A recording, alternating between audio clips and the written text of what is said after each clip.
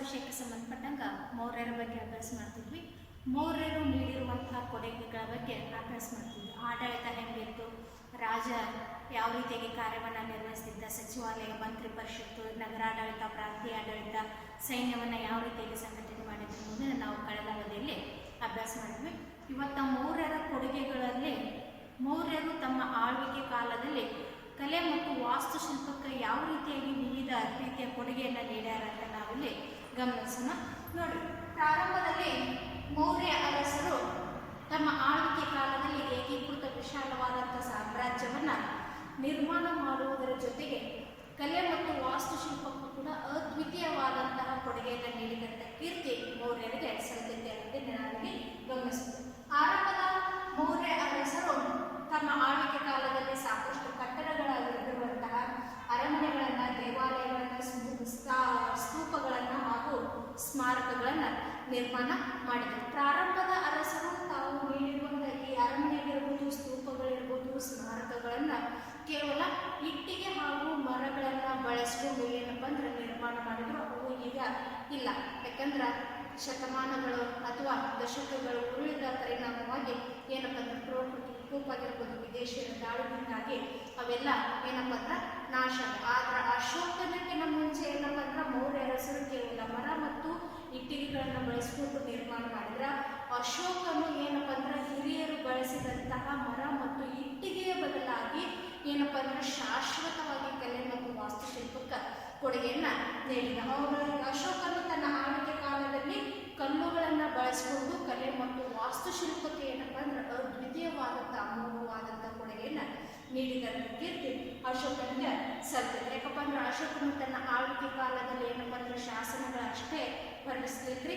ಅವನು ಬುದ್ಧನಿಗೆ ಸಂಬಂಧಪಟ್ಟಂಥ ಸ್ತೂಪಗಳನ್ನು ಮತ್ತು ಏನಪ್ಪ ಅಂದ್ರೆ ಸ್ತಂಭಗಳನ್ನು, ಗುಹಾಲಯಗಳನ್ನು, ದೇವಾಲಯಗಳನ್ನು, ಅರಮನೆಗಳನ್ನು ಕಟ್ಟಿಸಿದ ಅನ್ನೋದನ್ನ ನಾವಿಲ್ಲಿ ಗಮನಿಸಬಹುದು. ಸ್ತೂಪ ಅಂದ್ರೆ ಏನಂತ ನಾವು ತಿಳಿದುಕೊಂಡಾಗ, ಯಾವಾಗ ಅಶೋಕ ಉಪಗುಪ್ತನ ಪ್ರಭಾವದಿಂದಾಗಿ ಬೌದ್ಧ ಧರ್ಮವನ್ನು ಸ್ವೀಕಾರ ಮಾಡಿದ್ನೋ ಆ ಬುದ್ಧನ ಗೌರವಾರ್ಥ ಅಥವಾ ಬುದ್ಧನನ್ನು ಗೌರವಿಸಬೇಕೆನ್ನುವಂಥ ಉದ್ದೇಶದಿಂದ ಬುದ್ಧನಿಗೆ ಸಂಬಂಧಪಟ್ಟಂಥ ಅವಶೇಷಗಳಾಗಿರುವಂಥ ಅವನ ಪುಸ್ತಕ ಇರ್ಬೋದು, ಅವನ ವಸ್ತ್ರ ಆಗಿರ್ಬೋದು, ಈ ರೀತಿಗೆ ಏನಪ್ಪ ಅಂದ್ರೆ ಬುದ್ಧನಿಗೆ ಸಂಬಂಧಿಸಿದಂಥ ಅವಶೇಷಗಳನ್ನು ಏನಪ್ಪ ಅಂದ್ರೆ ಅವಶೇಷಗಳ ಮೇಲೆ ಇಟ್ಟಿಗೆ ಅಥವಾ ಕಲ್ಲನ್ನು ಬಳಸಿಕೊಂಡು ಏನಪ್ಪ ಅಂದ್ರೆ ಗುಮ್ಮಟದ ಆಕಾರದಲ್ಲಿ ನಿರ್ಮಾಣಗೊಂಡಿರುವಂತಹ ಕಟ್ಟಡಗಳನ್ನು ಏನಂತ ಕರಿತೀವಿ, ಸ್ತೂಪಗಳು ಅಂತ ಹೇಳಿ ಕರಿತೀವಿ. ಅಶೋಕ ತನ್ನ ಆಳ್ವಿಕೆ ಕಾಲದಲ್ಲಿ ಸುಮಾರು 84,000ಕ್ಕಿಂತಲೂ ಹೆಚ್ಚು ಏನಪ್ಪ ಅಂದ್ರೆ ಸ್ತೂಪಗಳನ್ನು ನಿರ್ಮಾಣ ಮಾಡಿದಂಥ ಕೀರ್ತಿ ಅಶೋಕನಿಗೆ ಸಲ್ಲಿಸಿ.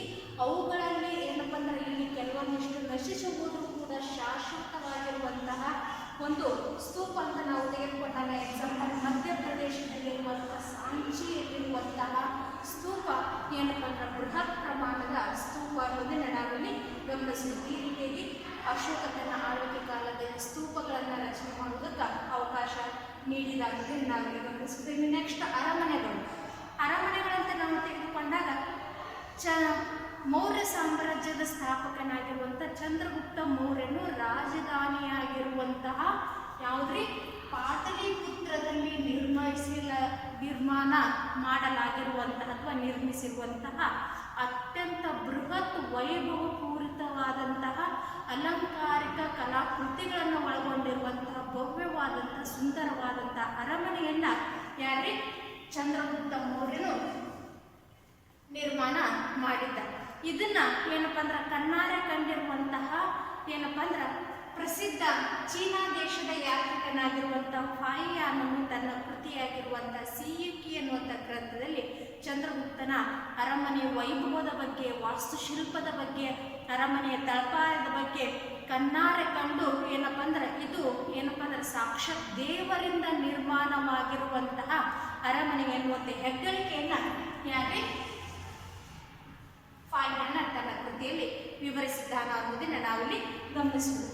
ಇನ್ನು ಗುಹಾಲಯಗಳು ಏನಪ್ಪ ಅಂದ್ರೆ ಅಶೋಕ ಆಗಿರ್ಬೋದು, ಚಂದ್ರಗುಪ್ತ ಮೌರ್ಯ ಆಗಿರ್ಬೋದು, ಮೌರ್ಯ ಅರಸರು ಏನಪ್ಪ ಅಂದ್ರೆ ಯಾವಾಗ ಬೌದ್ಧ ಧರ್ಮವನ್ನು ಸ್ವೀಕಾರ ಮಾಡಿದ್ರು, ಬೌದ್ಧ ಧರ್ಮಕ್ಕಾಗಿ ಏನು ಮಾಡಿದ್ರಪ್ಪ ಅಂದ್ರೆ ಹಗಲಿರುಳು ಆ ಬೌದ್ಧ ಧರ್ಮವನ್ನು ಪ್ರಚಾರ ಮಾಡುವುದಕ್ಕಾಗಿ ಮತ್ತು ಬೆಳೆಸುವುದಕ್ಕಾಗಿ ಹಗಲಿರುಳು ಶ್ರಮಿಸಿದರು.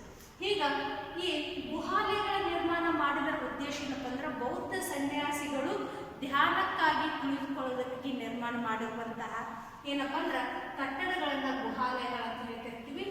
ಗುಹಾಲಯಗಳನ್ನ ಯಾರ್ಯಾರ ಆಳ್ವಿಕೆ ಕಾಲದಲ್ಲಿ ಅಂದ್ರೆ ಅಶೋಕ ಮತ್ತು ಅವನ ಮೊಮ್ಮಗನಾಗಿರುವಂತಹ ದಶರಥ, ಅಶೋಕ ಮತ್ತು ಅವನ ಮೊಮ್ಮಗನಾಗಿರುವಂತಹ ದಶರಥರ ಆಳ್ವಿಕೆ ಕಾಲದಲ್ಲಿ ಸಾಕಷ್ಟು ಬೌದ್ಧ ಧರ್ಮಕ್ಕೆ ಸಂಬಂಧಪಟ್ಟಂತ ಗುಹಾಲಯಗಳನ್ನ ಬುದ್ಧ ಸನ್ಯಾಸಿಗಳು ಧ್ಯಾನಾಸಕ್ತಕ್ಕಾಗಿ ಕುಳಿತುಕೊಳ್ಳೋದಕ್ಕಾಗಿ ನಿರ್ಮಾಣ ಮಾಡಿದ್ರು. ಹೀಗೆ ಇವರ ಆಳ್ವಿಕೆ ಕಾಲದಲ್ಲಿ ನಿರ್ಮಾಣವಾಗಿರುವಂತಹ ಸಾಕಷ್ಟು ಗುಹಾಲಯಗಳಲ್ಲಿ ಅತಿ ಏನಪ್ಪಾ ಅಂದ್ರೆ ಪ್ರಸಿದ್ಧಿ ಪಡೆದಿರುವಂತಹ ಗುಹಾಲಯಗಳಂತ ನಾವು ತೆಗೆದುಕೊಂಡಾಗ ಗಯಾದ ಸಮೀಪ ಇರುವಂತಹ ಬರಾವರ್ ಪರ್ವತ ಬೆಟ್ಟದಲ್ಲಿ ನಿರ್ಮಾಣವಾಗಿರುವಂತಹ ಗುಹೆ ಅಥವಾ ಗುಹಾಲಯ ಹಾಗೂ ನಾಗಾರ್ಜುನ ಬೆಟ್ಟದಲ್ಲಿ ನಿರ್ಮಾಣಗೊಂಡಿರುವಂತಹ ಗುಹಾಲಯಗಳು ಇವೇನಪ್ಪ ಅಂದ್ರೆ ಅಶೋಕ ಮತ್ತು ದಶರಥನ ಆಳ್ವಿಕೆ ಕಾಲದಲ್ಲಿ ನಿರ್ಮಾಣವಾಗಿರುವಂತಹ ಗುಹಾಲಯಗಳು ಅನ್ನೋದನ್ನ ನಾವಿಲ್ಲಿ ಗಮನಿಸ್ತೀವಿ. ಇನ್ನು ಸ್ತಂಭಗಳು ಕೂಡ ಏನಪ್ಪ ಅಂದ್ರೆ ಅಶೋಕ ತನ್ನ ಆಳ್ವಿಕೆ ಕಾಲದಲ್ಲಿ ಸ್ತಂಭಗಳ ರಚನೆಯು ಕೂಡ ಒಂದು ವಿಶೇಷವಾದಂತಹ ಏನಪ್ಪ ಅಂದ್ರೆ ಪ್ರೋತ್ಸಾಹವನ್ನು ನೀಡಿದೆ. ಯಾಕಪ್ಪ ಅಂದ್ರೆ ಈ ಸ್ತಂಭಗಳನ್ನ ಶಾಸನಗಳನ್ನ ರಚನೆ ಮಾಡೋದಕ್ಕಾಗಿರ್ಬೋದು ಮತ್ತು ಏನಪ್ಪ ಅಂದ್ರೆ ವಿವಿಧ ವಿನ್ಯಾಸವನ್ನು ಒಳಗೊಂಡಿರುವಂತಹ ಶಿಲಾಸ್ತಂಭಗಳನ್ನ ಅಶೋಕ ತನ್ನ ಆಳ್ವಿಕೆ ಕಾಲದಲ್ಲಿ ನಿರ್ಮಾಣ ಮಾಡಿದ.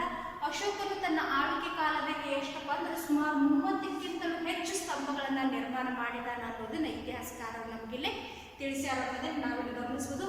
ಪ್ರತಿಯೊಂದು ಶಿಲಾಸ್ತಂಭವು ಕೂಡ ಎಷ್ಟು ತೂಕಪ್ಪ ಅಂದ್ರೆ ಸುಮಾರು 50 ಟನ್, 1 ಟನ್ ಅಂದ್ರೆ 100 kg ಅಂತವು 50 ಟನ್ ತೂಕ ಹೊಂದಿರುವಂತ ಮತ್ತು ಒಂದೊಂದು ಸ್ತೂಪವು ಕೂಡ ಎಷ್ಟು ಅಡಿ ಎತ್ತರಪ್ಪ ಅಂದ್ರೆ ಸುಮಾರು 30 ಅಡಿ ಎತ್ತರವಿರುವಂತಹ ಬೃಹತ್ ಪ್ರಮಾಣದ ಸ್ತೂಪಗಳನ್ನು ಕೂಡ ಸ್ತಂಭಗಳನ್ನು ಕೂಡ ರಚನೆ ಮಾಡಿದಂಥ ಕೀರ್ತಿ ಅಶೋಕನಿಗೆ ಸಲ್ಲದೆ ಅನ್ನೋದನ್ನ ನಾವಿಲ್ಲಿ ಗಮನಿಸುವುದು. ಅಶೋಕನು ನಿರ್ಮಾಣ ಮಾಡಿರುವಂತಹ ಸ್ತೂಪಗಳಲ್ಲಿ ಸಾಂಚಿ ಸ್ತೂಪ ಯಾವ ರೀತಿಯಾಗಿ ಪ್ರಸಿದ್ಧಿಯನ್ನು ಪಡೆದಿತ್ತು ಅದೇ ರೀತಿಯಾಗಿ ಸಾರಾನಾಥದಲ್ಲಿರುವಂತಹ ಶಿಲಾಸ್ತಂಭವು ಕೂಡ ಏನಪ್ಪ ಅಂದ್ರೆ ಅಶೋಕನ ಸ್ತಂಭಗಳಲ್ಲಿ ಅತ್ಯಂತ ಪ್ರಸಿದ್ಧಿಯನ್ನು ಪಡೆದಿರುವಂತಹ ಸ್ತಂಭ ಅನ್ನೋದನ್ನ ನಾವಿಲ್ಲಿ ಗಮನಿಸ್ತೀವಿ. ಯಾಕಪ್ಪ ಅಂದ್ರೆ ಇದು ಎರಡು ಕಡೆ ಆಗಿರ್ಬೋದು ರೂಪಿಸಿರುವಂತಹ ಕಮಲದ ಹೂವಿನ ಚಿತ್ರ ಇರ್ಬೋದು, ಧರ್ಮಚಕ್ರ ತಮ್ಮ ಲಾಂಛನವಾಗಿರುವಂತಹ ಧರ್ಮಚಕ್ರ ಆಗಿರ್ಬೋದು ಮತ್ತು ಆ ಚಕ್ರದ ಪೀಠದ ಮೇಲೆ ಬೆನ್ನಿಗೆ ಬೆನ್ನು ಆಗಿರುವಂತಹ 4 ಮುಖಗಳ ಸಿಂಹಗಳನ್ನು ಹೊಂದಿರುವಂತಹ ಅತ್ಯಾಕರ್ಷಕವಾದಂತಹ ಮನಮೋಹಕವಾಗಿರುವಂತಹ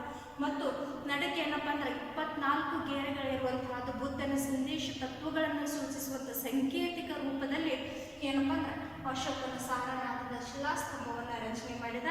ಆ ಸಾರನಾಥದಲ್ಲಿರುವಂತಹ ಶಿಲಾಸ್ತಂಭದ ಶಿರೋಭಾಗ ನಮ್ಮ ಸ್ವತಂತ್ರ ಭಾರತ ದೇಶದ ರಾಷ್ಟ್ರ ಲಾಂಛನವಾಗೈತೆ ಅನ್ನೋದು ನಮ್ಮ ಹೆಮ್ಮೆಯ ವಿಷಯ. ಈ ರೀತಿಯಾಗಿ ಮೌರ್ಯರು ಕಲೆ ಮತ್ತು ವಾಸ್ತುಶಿಲ್ಪಕ್ಕೆ ಸೇರಿದಂತೆ ಚಂದ್ರಗುಪ್ತನಿಂದ ಹಿಡಿದು ಅಥವಾ ಸ್ಥಾಪಕನಾಗಿರುವಂಥ ಚಂದ್ರಗುಪ್ತ ಮೌರ್ಯನಿಂದ ಹಿಡಿದು ಅಶೋಕ ಮತ್ತು ಅಶೋಕನ ನಂತರ ಬಂದಂತಹ ಉತ್ತರಾಧಿಕಾರಿಗಳು ಕೂಡ ಏನಪ್ಪ ಅಂದ್ರೆ ಸಾಕಷ್ಟು ತಮ್ಮ ಆಳ್ವಿಕೆ ಕಾಲದಲ್ಲಿ ಕಲೆ ಮತ್ತು ವಾಸ್ತುಶಿಲ್ಪಕ್ಕೆ ಸಂಬಂಧಪಟ್ಟಂಗ ಸಾಕಷ್ಟು ದೇವಾಲಯಗಳನ್ನಾಗಿರ್ಬೋದು, ಸ್ತೂಪಗಳನ್ನಾಗಿರ್ಬೋದು, ಅರಮನೆಗಳನ್ನು, ಗುಹಾಲಯಗಳನ್ನು ನಿರ್ಮಾಣ ಮಾಡಿದಂಥ ಕೀರ್ತಿ ಈ ಮೌರ್ಯ ಅರಸರಿಗೆ ಸಲ್ತೈತಿ ಎಂಬುದನ್ನು ನಾವಿಲ್ಲಿ ಗಮನಿಸಬಹುದು. ಧನ್ಯವಾದಗಳು.